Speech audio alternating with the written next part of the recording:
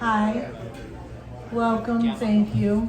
I'm so happy to see this many people here tonight for our very first speaker series of 2022. Woo! There we go, yep. This is very exciting. And we're so lucky and happy to have Pat Broderick with us tonight to talk to us about the history of all the interesting places that you sail to in the Bay, and you're always wondered why we call them the things we call them. And also, where is Waldo on the map of Sausalito? It's up there somewhere. And I think he's going to answer these questions for you, and you're going to love it. I want to first thank Commodore Tammy, for inviting me down for the talk. It's the second time, and maybe you'll learn your lesson about a possible third time. And I want to thank Doug Ford for helping with the technical setup and getting everything running tonight. So my academic degrees are in English literature, but I'm very interested in history as well, particularly the intersection in my field of literary work and the historical period in which they were written or to which they refer. Shakespeare, all the way from Shakespeare to Hemingway, for instance. The parallel tonight is my interest in the intersection between the names on our nautical charts and the historical context of those names. When I first started sailing on San Francisco Bay in 1971, I learned names of things, but I didn't know where that name came from, and I was curious about that. While I was the race director here at the Sausalito Yacht Club in the 1990s, I wrote some short articles for the Squeegee Ouija, and some of those are the sort of germ seeds for the talk tonight. The title would lead you to believe that I'll begin with a children's book, but you could be wrong. So let's start with some points and then end up in cartoon land.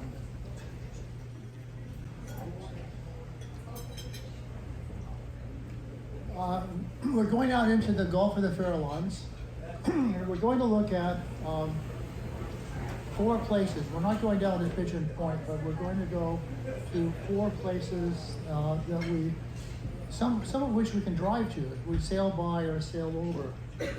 And we'll begin with Duxbury.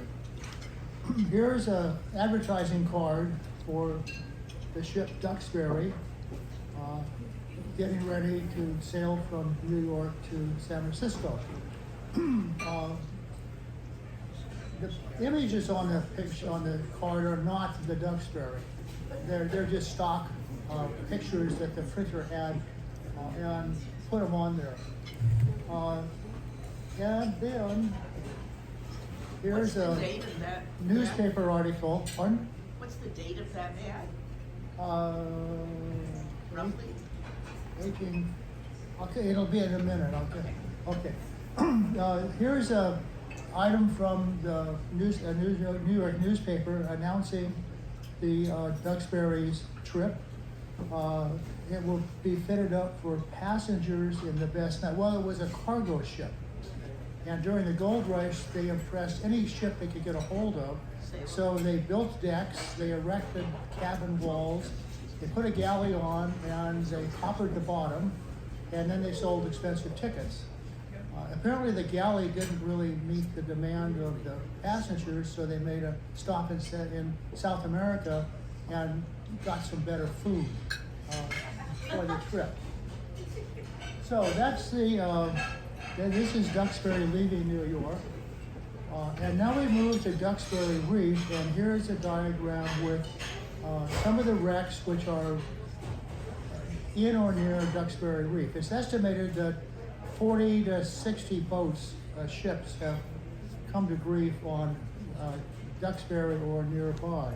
However, if you look there, you will not find the name Duxbury, because unlike this unfortunate ship, Duxbury, with the aid of its crew and with the help of some strong passengers, they were all going to be gold miners, remember? So they had to be strong. They got off. And the next day they got into San Francisco, and everyone went to the gold country, and Duxbury joined that massive fleet of ships that you see in San Francisco Bay. And we don't know what happened to it. It just disappeared. But Duxbury Reef continued to cause havoc. Here is the steamer Iaqua. Here's another picture of a couple of wrecks in the same period of time on the reef. The people who lived in Bolinas were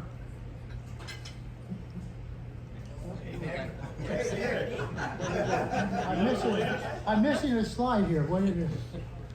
No? I'm sorry. Well, somewhere here I had a slide of the people in Bolinas come out and pick over the boat. Okay? And here's a picture, and this is not Waldo. This is someone you know steering my boat, Nancy, away from Duxbury Reef on a Dutch ship race a couple of years ago, which, by the way, we won.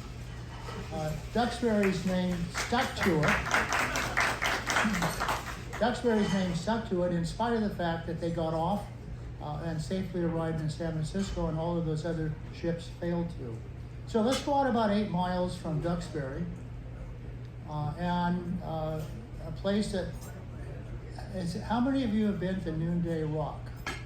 We're by Noonday Rock. So the clipper ship Noonday, Extreme Clipper, left New York on its fourth journey from New York to San Francisco. So it had completed 3 round trips. On January 1st of 1863, Noonday was north of the North Carolina Island on its way into San Francisco.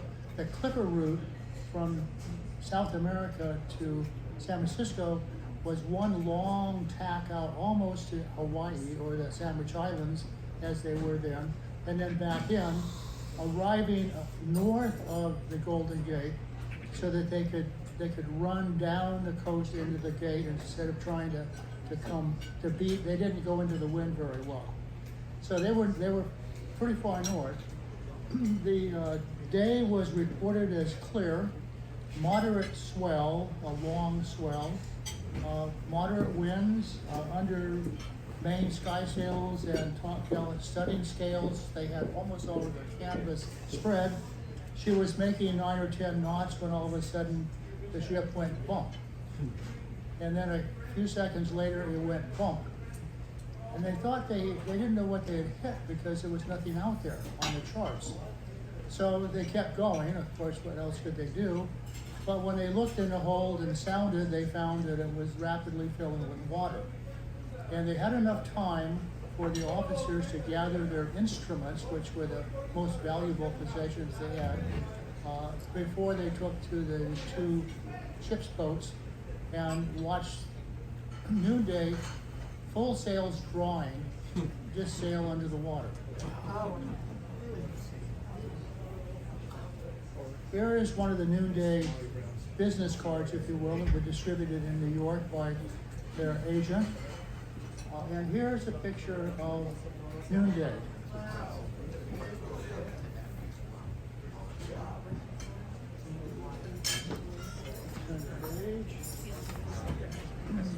The pilot ship Relief, which was down near the southeast Farallon Island, saw what was happening and sailed up, and a couple of hours later took the crew on board and got them back to San Francisco.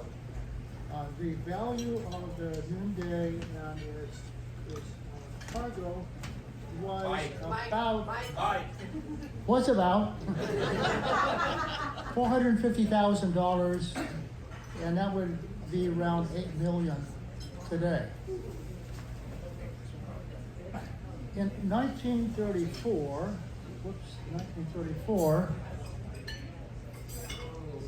Captain John Tarantino of the Restaurant family at Fisherman's Wharf was out trawling, and he caught the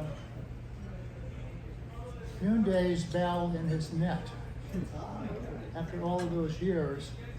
And you can see it today in the Maritime Museum in San Francisco. If you want to visit Noonday, you can do a sonar scan, and 40 fathoms, you can find it 40 fathoms down, just a little bit inshore from the infamous rock, which after it struck was noted on the charts, and Noonday is the only significant ship to have come to grief there. There is the buoy that marks the spot.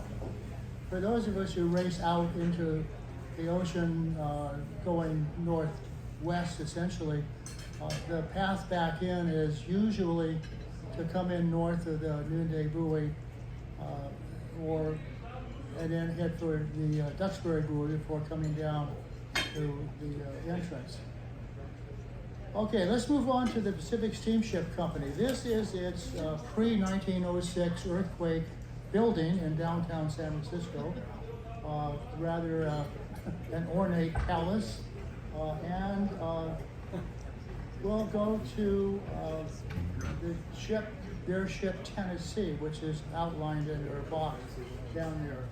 Tennessee was 1,300 tons.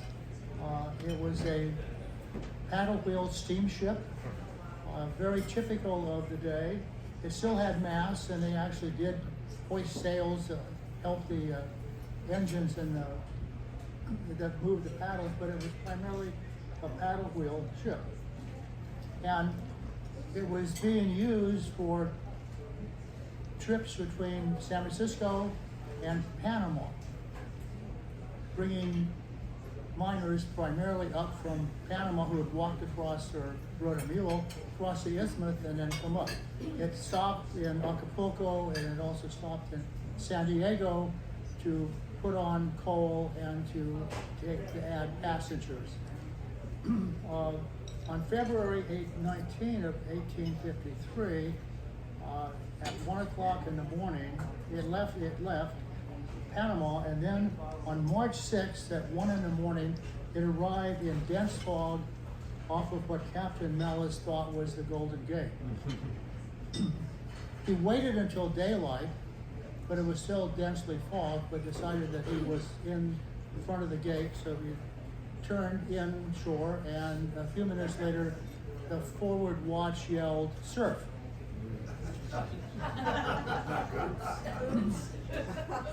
He backed the paddles, which took a while because of the system, and began to turn to starboard when all of a sudden the guy in front yelled, "Rocks!" So he turned back to port, and he came up on what is now Tennessee Cove on the beach there. About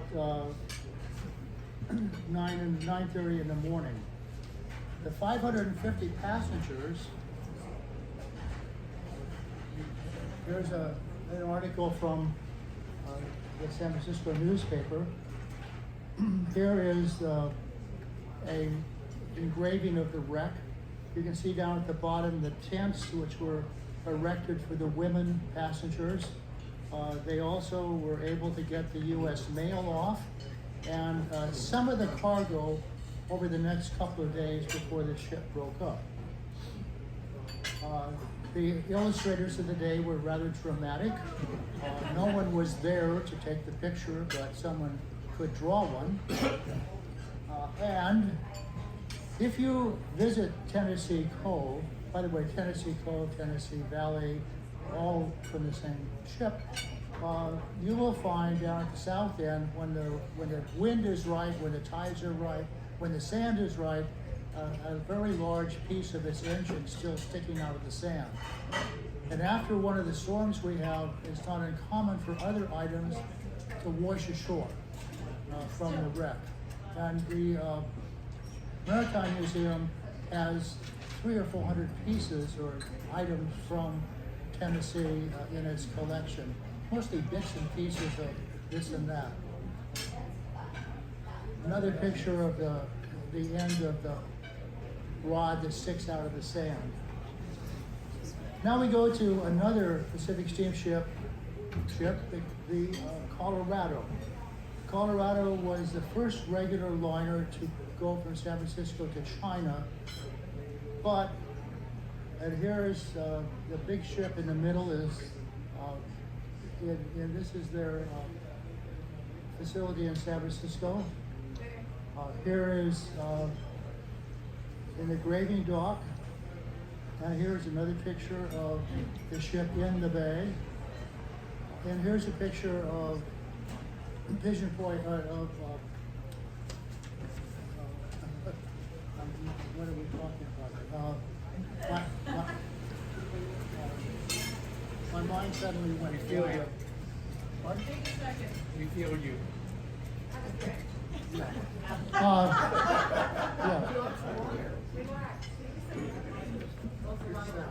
Go back one slide. Okay. Point Montera. I don't know why I blanked out on Point Montera. Point Montera. The reef off of Point Montera is named Colorado Reef. Where is Point Montera? Point Montera is south of San Francisco along the coast. You go down Pacifica, Half Moon Bay. Point Montera is between north of north of Half Moon Bay. Okay. Those of us who race to Half Moon Bay usually leave and go around the buoy on our way to Half Moon Bay or further down to Monterey. There's an interesting story about the lighthouse. They put shortly after Colorado came to grief there, along with about 100 other ships over the years, they put a steam whistle in.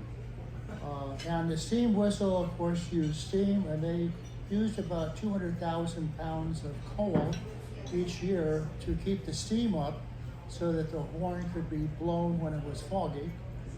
But the ships continued to pile up. So in 1928, which was 60 years after the Colorado, they put a lighthouse up. This is the lighthouse, but this is not California. This is Cape Cod. Because they recycled a lighthouse from Cape Cod, shipped it around the Horn, and reinstalled it at Point Montera. An early form of recycling, ecology, that sort of thing. And it is now installed, and here it is today, as the shortest lighthouse on the West Coast. Unlike Pigeon Point, a few miles south, which is with Point Arena tied for the tallest lighthouse on the coast. Okay, let's go back into the entrance. We have Punta de los Lobos, Point Bonita, Line Point, and Fort Point. They're all familiar to us. There are places that we sail out of or sail by as we go out. Let's start with, and here's another chart. We have Point Bonita, Lobos.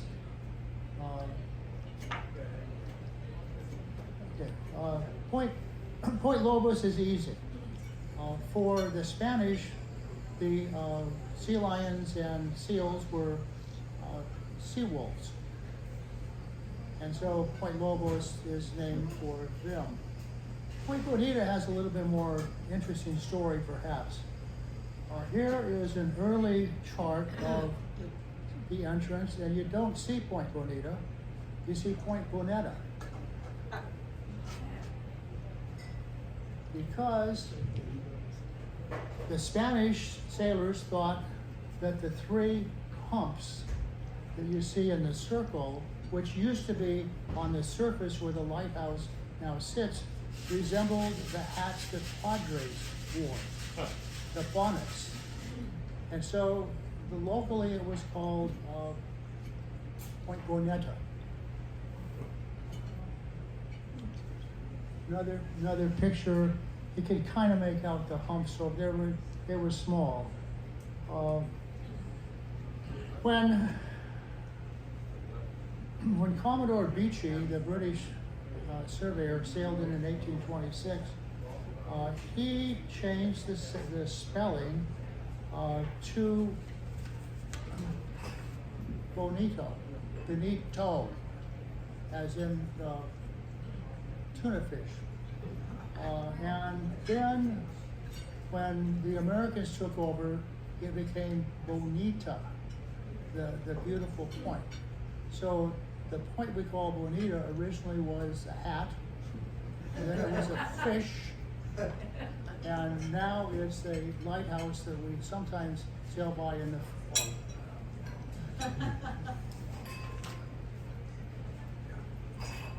Oh, here's Point Lobos. Now we come to the Golden Gate. Golden Gate was named by John C. Fremont in June 5 of 1848 when he was on his way across to San Francisco with the Bear Flag Republic boys to take over the town for the Americans. And he sent a letter to the Senate saying, the U.S. Senate, "To this gate I gave the name of Chrysopolis, or Golden Gate, for the same reasons that the harbor of Byzantium was called Chrysoceros, or Golden Horn. And the Golden Gate," okay, that was what he wrote. "And today the Golden Gate Bridge, Fort Point on the south side, Line Point on the north side, guard the entrance to the bay." Line Point's first name was Punta de San Carlos. Ayala, who was the first Spaniard to sail his packet into the bay, named it after his ship, which might have been appropriate because he hit it on the way out and spent 10 days in what we now call Horseshoe Cove repairing his rudder. So the first casualty in San Francisco Bay almost became the first ship to come in. It was an ominous beginning. Line Point name is debated. Some think it is for a British ship that came to grief there because British sailors were called limeys because they ate oranges and limes and other things like that to stave off scurvy, but there's no record of any British ship coming to grief there. So the other school of thought is probably right.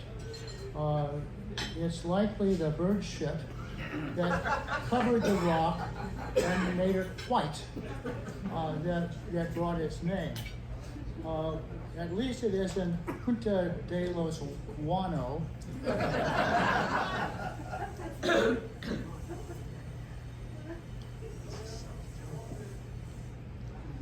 I'm a little out of sequence here, but this is the scow schooner Line Point, about 1888, and that circle is where Line Point, the schooner, rests today. Because in an appropriate kind of way, Line Point, the schooner, hit Line Point, the rock, and sank. When was that? About 1888. Thank you. Yeah. Whoops, I'm going wrong here. Okay, now we're going to come back to Fort Point. And a little story about Fort Point. We all know Fort Point because there is a big fort sitting there. There didn't used to be a big fort sitting there. Originally, the Spanish built an adobe fort up on top of the cliff, which was blasted away to provide a spot for the fort that we see. They called it Punta del Cantil Blanco. It also was covered with white stuff. It later became Punta del Castillo because of the fort that they built on top of it. Punta del Castle was translated into Fort Point by the British, the Americans, and even on a French chart. Informally, when the Americans arrived, they called the place the fort. And that's how it appears on early charts. The real fort up on the hill had been long abandoned by the Spanish and later the Mexicans when they took over. Construction on the fort that we see today was begun in 1851 when the White Cliff was blasted away, but it wasn't completed until the beginning of the American Civil War when the Union rushed it to completion because they wanted to guard the mint in San Francisco from the Confederate raiders in the Pacific who might have wanted to come in and knock it off and make away with a whole bunch of gold. It wasn't named Fort Winfield Scott, which is its official title today, in honor of an 1812 hero at the Battle of New Orleans until 1886. By that time, the fort that we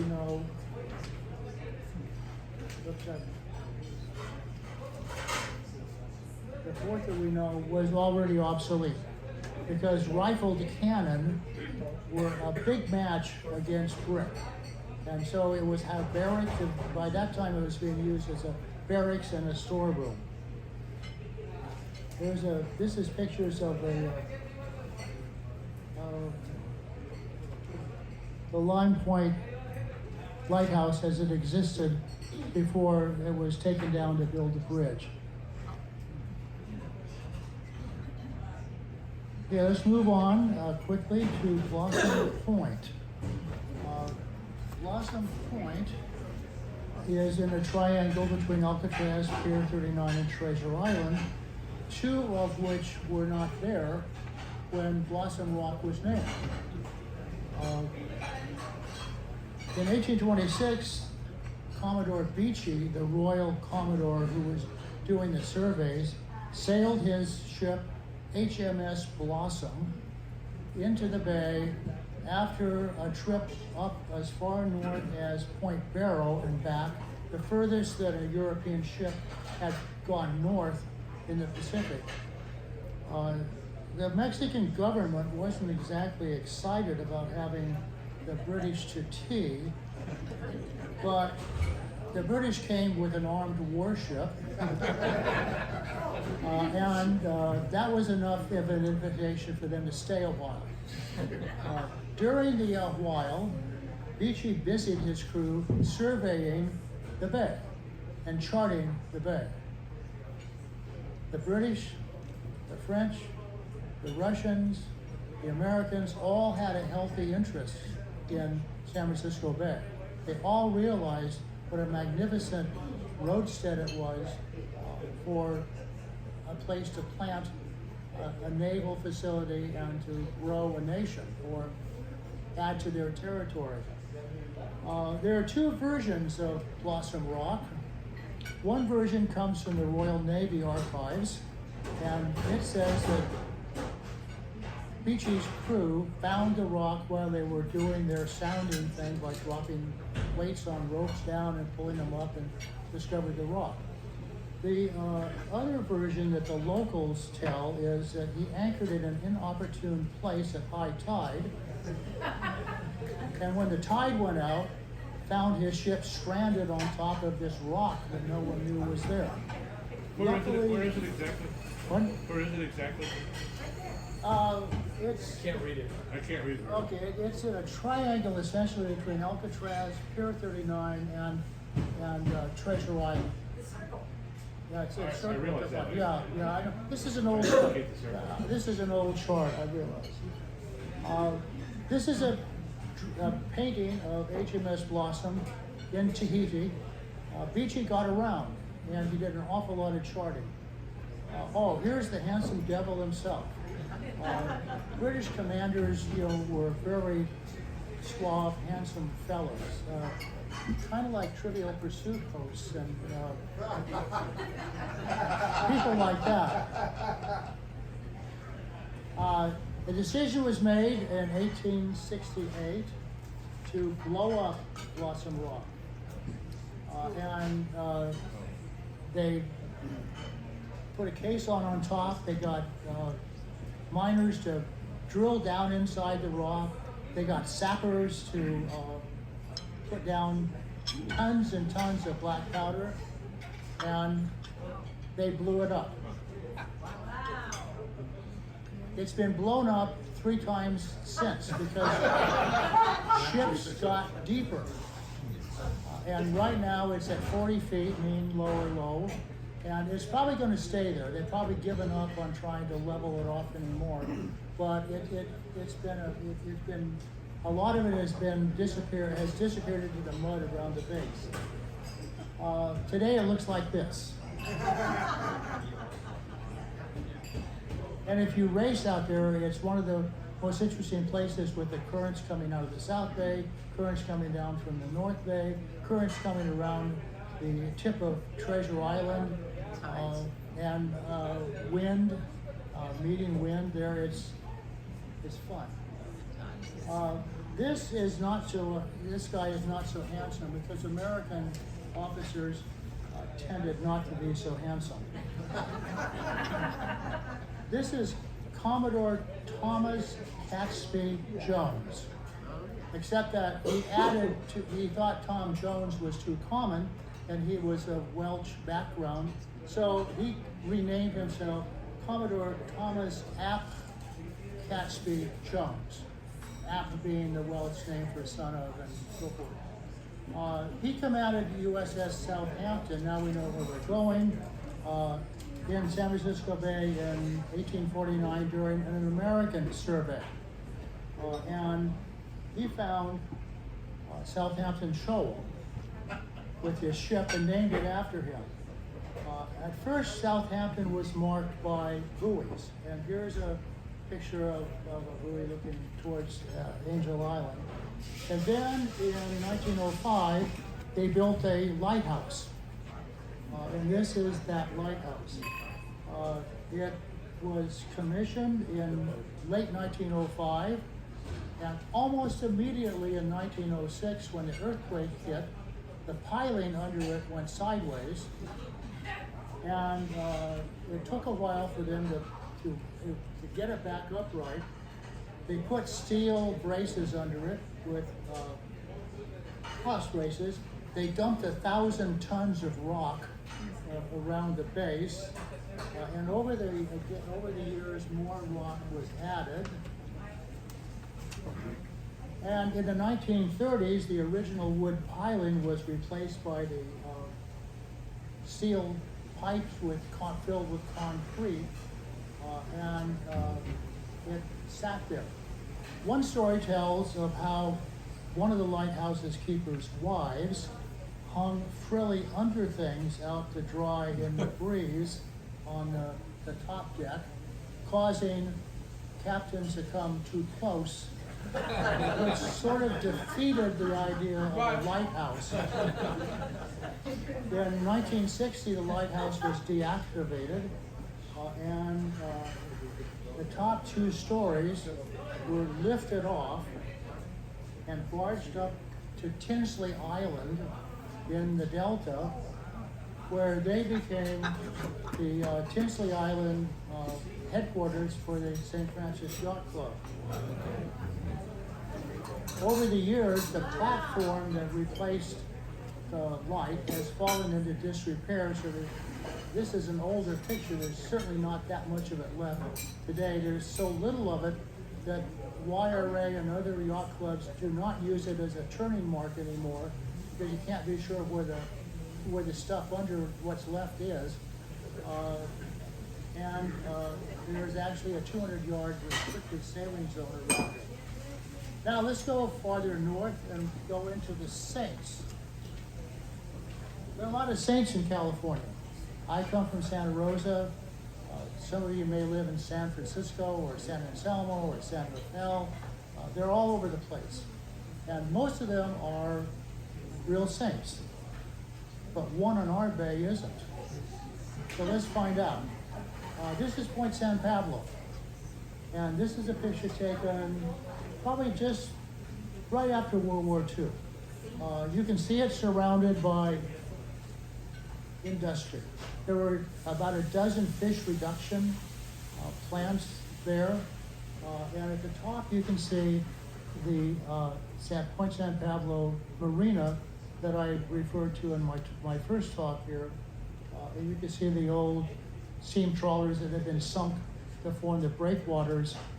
If you go there today, of course, you can't see that because they've rotted away and they put more fill in. It was a busy place. Here is more busyness there. The building in the foreground is the whaling station. And here we have an unfortunate whale on its way to the rendering part of the fish, the last whaling station in the United States.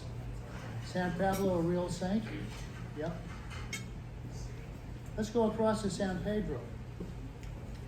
San Pedro was noted for brickworks and for a quarry. And here we have a picture of scow schooners being loaded with bricks or with rock to be hauled to the various places where they were used. You would also have found a large Chinese fishing village located here, maybe about 225, mostly men or all men. They fished for shrimp. Their piling and nets stretched at least a mile or further into San Pablo Bay. They shelled the shrimp and dried it on the hillside behind the point and took it to San Francisco where they sold it for 8 or 14 cents a pound. A Captain Bullis sailed their 40-foot junk because a 40-foot boat had to be steered by a white man. So the Chinese crew couldn't take it by themselves. In an early form of ecology, the shrimp hulls were packaged up and shipped off to China where they were used for fertilizer. At $20 a ton, you could make $5 a ton profit on shipping the hulls all the way across the Pacific. Peter and Paul are real saints.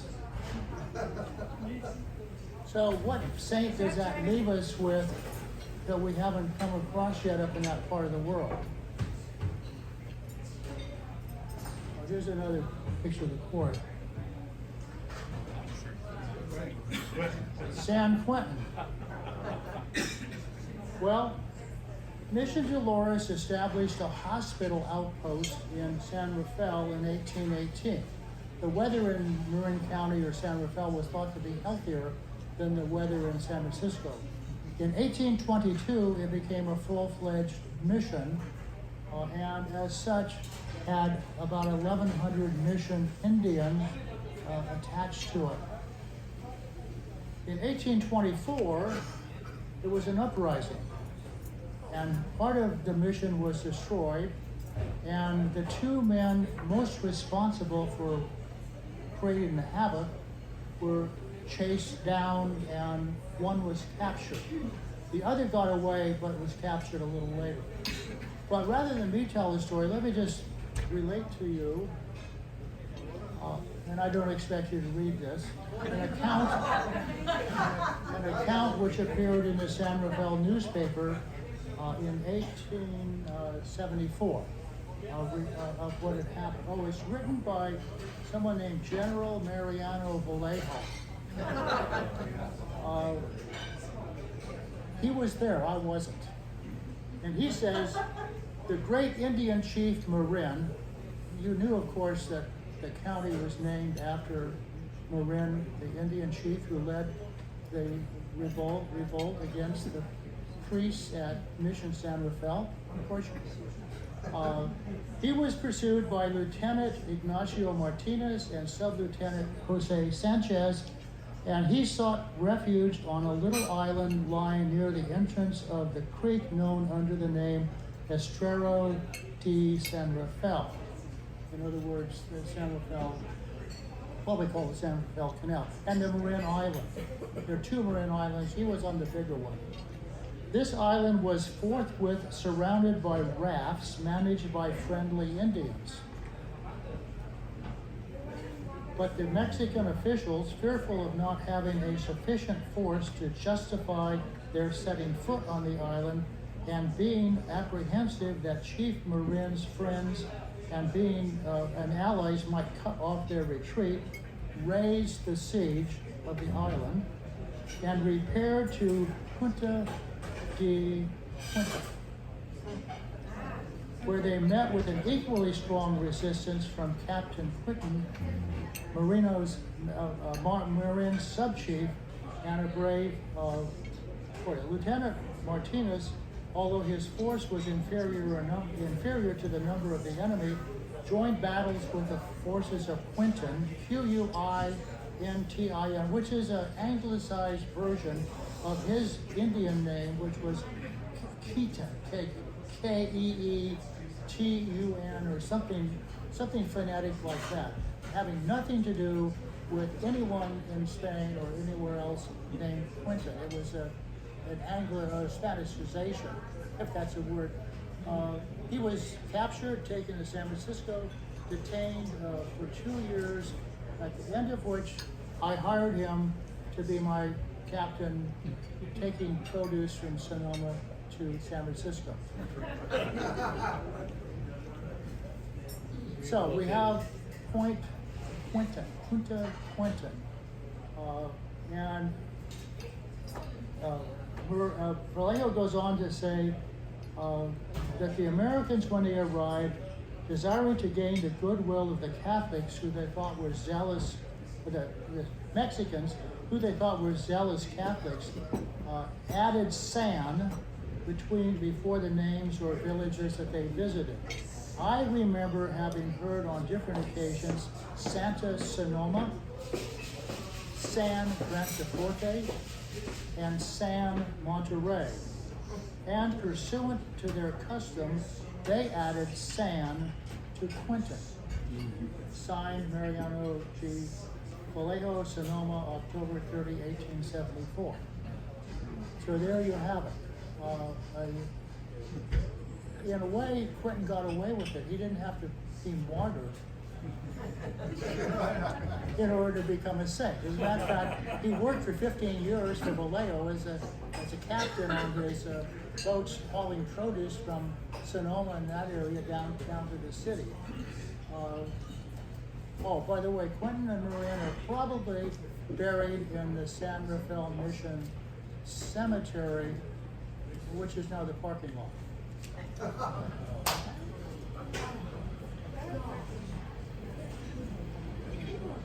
Before we leave San Quentin, when the prison arrived, it was thought that prisoners should be trained in jobs that they could work when they were recovered from being a prisoner and out in public. And you could have a yacht constructed for you at San Quentin in their program. And here is one of those yachts being built. So the next time you see the Master Mariner's Regatta, you might ask the owner if it's really a prison ship that he's sailing. Now we come to Raccoon Strait. And unfortunately, we don't have a picture of the namesake, but since it was a Cormorant class frigate, British, since it was a Cormorant class frigate, as was Blossom, it probably looked something like this. We do have an Admiralty drawing of the hull, and that was what it looked like. So let's talk about HMS Raccoon, spelled with one C. Was the second HMS Raccoon. The first fought in the Napoleonic Wars. And then when it was broken up, a second ship, there was a Raccoon destroyer, HMS Raccoon, that was sunk in World War II. So there were 5 in total HMS Raccoons over the period of time. In 1812, Britain was at war with the United States, and that war extended into the Pacific Ocean. On July 6, HMS Raccoon, along with 2 other frigates and the stores ship HMS Isaac Todd, left Rio de Janeiro, sailed around the Horn and into the Pacific.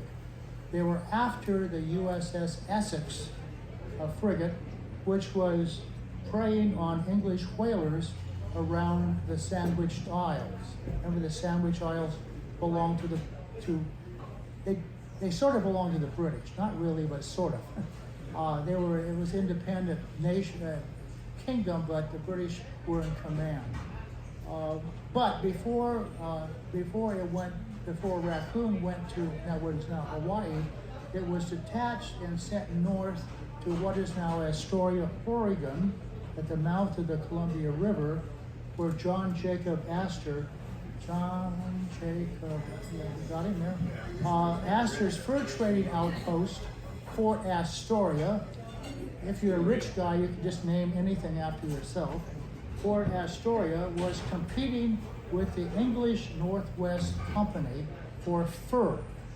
And furs were worth their weight in whatever you want to make it. They were very valuable. But on the way, an unfortunate thing happened during gunnery practice when one of the guns exploded on Raccoon and killed 8 people and wounded 20. But there was more grief to come. In the meantime, back up at Astoria, the Americans heard the British were coming. One if by land, 2 if by sea. There must have been 2 lanterns somewhere that told them the British were coming by sea, and they quickly sold their assets to the English Northwest Fur Company for about 1/3 of what it was worth, but nevertheless, they sold, that's important here, they sold their assets. So when Captain Black, the captain of Raccoon, arrived at Astoria and crossed the bar into the Columbia, there was nobody to fight. It was all over. But because he was a loyal British Commodore, he did the right thing. He had a military ceremony. He took down the American flag and put up the Union Jack and claimed Fort Astoria in the name of his king and renamed it Fort George. Okay, we're going to leave that part of the story right now. On December 31, he decided to get underway for the Sandwich Islands and try and track down the USS Essex. But in leaving the mouth of the Columbia on the notorious bar, he grounded twice and knocked off a piece of Raccoon's keel. However, the conditions were such he could not turn around and go back in. So he took a left turn and headed for the Spanish colony at San Francisco Bay. He arrived in San Francisco Bay on July 14th, 2 weeks later, having spent 24 hours a day pumping and with 7 feet of water in the hold. The first... Your slides go backwards. You're leaning on the Oh, I'm sorry. No leaning. I got where we're knocked off 12 feet of the keel. It now is in the Astoria Maritime Museum because in 1973, after a major storm off the north coast of Oregon, this thing washed ashore. And it has been verified that it is a piece from a British warship of the vintage that Raccoon was. It's copper, and they've done the ring thing on the wood to tell where it came from and how. So it was in the mud or the sand out there all of those decades, and it came ashore, and you can now see it in the museum up there. Okay.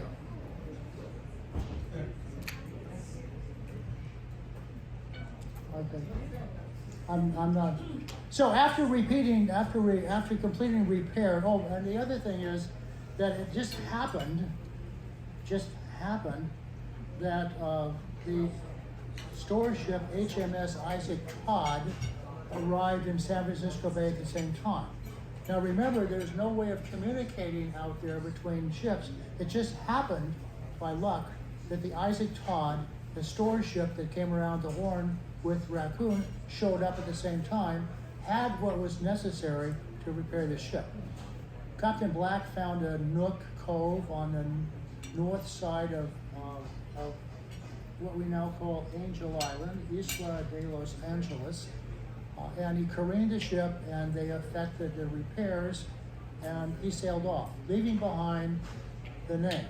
On early charts, it has 1C, but when the Americans took over, they thought they didn't know how to spell. The British didn't know how to spell that little animal with funny eyes and a bushy tail, so they added the second C to what we now call and know as the Raccoon Strait. What was the first raccoon name for? The British first of all, understand the British had thousands of ships. they had class. They built. It wasn't one of a kind. They classes of ships, and the original Raccoon was a class of ships that was named for animals in the British colonies, because there are no raccoons in Europe and England. I know, yeah. So the original Raccoon, I don't know, but probably had sister ships that were named for elephants or tigers or whatever. You know, so let's come back to Raccoon. They didn't have any luck tracking down Essex, so they sailed back to England around the Horn. They captured one American cargo ship, which was fairly quickly recaptured by the Americans. So when they got back to England, they had casualties on board because a gun blew up. They missed the fight at Astoria. They couldn't capture Essex. They lost the ship they captured was lost back to the Americans. And actually, Raccoon ended up his days as a prison hospital ship and was broken up in 1838. Now let's get quickly back to the story of the flag and the claiming of Astoria. The Treaty of Ghent ended the War of 1812, and the agreement between the United States and England at that time was to return to each country land which had been captured by force. So the British gave up what they had captured. We're really talking here about the East, what they had captured, and the Americans gave back what they had captured in Canada. So that it sort of was a war that didn't prove anything, like a lot of wars. But the American envoys at the treaty meeting said, wait a second, there's another piece of land that was taken by a military force. And everybody went, huh? And the Americans said, Fort Astoria. And although not a shot was fired, claiming the property in the name of the king was proven to be an act of war. So, the Oregon Territory was returned to England. We're talking about everything below the 39th parallel from the Rocky Mountains to the Pacific Ocean. Washington, Oregon, Idaho, and a good chunk of Montana returned to the United States, and actually more than that, made part of the United States because Captain Black had arrived. If Captain Black had not arrived, I'm not sure, but the American company sold their land to the British. And selling it would have been different, maybe, than taking it by royal command. In any case, we can thank Captain Black, maybe, for Oregon, Washington, Idaho, and about a third of Montana. The way politics work. Okay, gotta rush on here. Well, what do you know? Who do we have here? Waldo. We haven't found Waldo yet, have we? Okay. Occasionally you forget it. It's easy, you know, we know where Waldo Point is, it's down the road. A bunch of houseboats and stuff like that. William Waldo was born in what's now West Virginia in 1812, moved to Missouri where he grew up and became a steamboat captain and a merchant. In 1849, he led a wagon train across to California, but he was sort of smart like Stanford and a few other men in that he thought he could make more money selling to the miners than being a miner. And he had been a successful merchant back in Missouri, so he became a merchant here. One of the things he's noted for was that a year later, after he had become successful, he sent relief supplies and help to a wagon train that was stranded in the snow in the Sierra. That wasn't the one you would think of, it was just another wagon train. But he saved their lives essentially by shipping things from his warehouse up to them and not charging them for it. He apparently had a lot of good things going for him. So in 1853, the Whig Party nominated him as a candidate for the governor of California, which he lost to John Bigler in an election that smacks of other elections I seem to remember.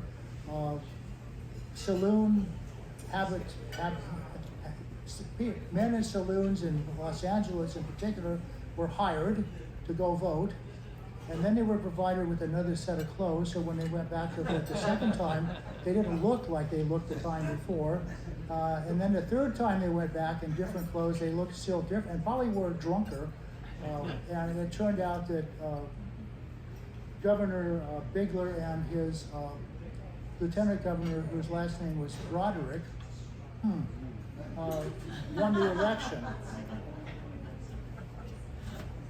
Following that election, but leading up to that election, Waldo campaigned.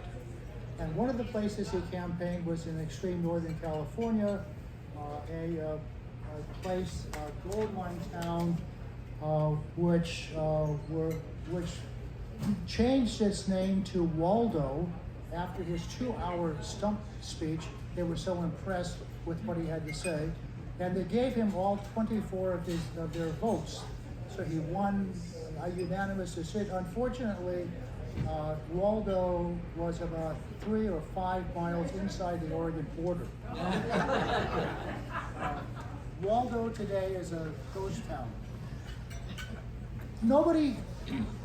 There's no record of Waldo ever visiting Sausalito. And Sausalito in those days was a very, very small place, not very important at all, that he visited her. So there's a question of how the name migrated to Waldo. There is a Waldo Street on the original Northwest Pacific Railway map when they were drawing streets and plotting land but it never was developed, and it also, by the way, is about 300 yards offshore, underwater. It's thought that someone who had been in Waldo came down to work on the railroad and brought the name with him. At least that's the most official version that you can find. Well, Waldo left his name other places as well. Waldo Grave and Waldo Tunnel. This is a newspaper article about him giving supplies to the wagon trade. This is a picture of Waldo. It's not there anymore except for the cemetery because there wasn't very much gold to begin with, but it turned out there was gravel. And so in the 1950s, they tore the town down and turned it into a gravel pit. Here is a picture showing Richardson's adobe and Waldo Point sticking out just beyond it there. The path that the two people are walking on became Caledonia Street. You can see Tamalpais in the background. Here's a early aerial photograph of the area. You got Waldo Point, you got Pine Point.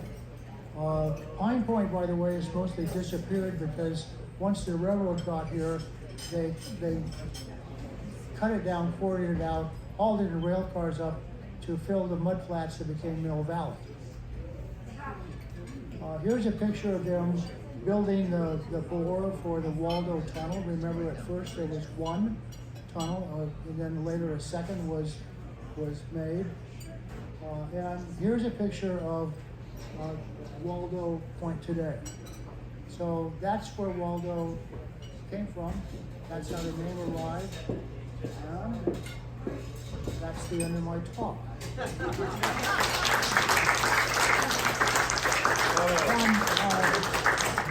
If there are any questions, I'll lie to you about the answers. Are there any questions? Thank you. You don't happen to know where Caledonia? You don't happen to know where Caledonia? No, I don't know that. That's something I don't know. That would be his next talk. No. First of all, I want to thank Pat because it's so fun to hear the history of all the places that we sail around and go by, and I'm also really thankful for GPS, as you probably all are too, because I definitely do not want a point named after me.